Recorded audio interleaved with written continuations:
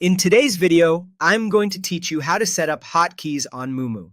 Hotkeys, or keyboard shortcuts, let you place and manage orders faster, which is especially helpful during fast markets. Everything we're doing today happens on the desktop app. Hotkeys aren't available on mobile, so make sure you've opened the Moomoo desktop platform on your computer. Once the platform is up, start by opening the main settings. Click the Moomoo icon in the top left corner to reveal the menu, then choose Settings. Inside Settings, look for Shortcuts or Keyboard Shortcuts. Within that section, select Trade. This trade panel holds all the shortcut options that affect order entry and position management.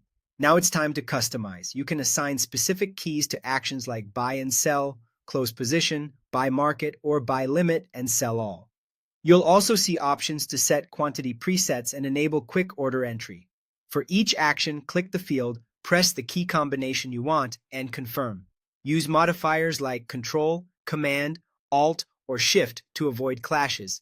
Keep critical functions like sell all on a combination that's easy to reach but hard to hit by accident. Differentiate market versus limit keys so you always know what you're sending under pressure. Below the actions, you can set order type defaults and choose a predefined share or contract size. This helps ensure your quick keys always place the amount you expect. If you prefer near-instant execution, create one-click trade hotkeys. But remember, these can send orders the moment you press the keys. Use distinct combinations and double-check your default quantity and order type before enabling them. When everything looks right, click, apply, or save. Your hotkeys activate immediately.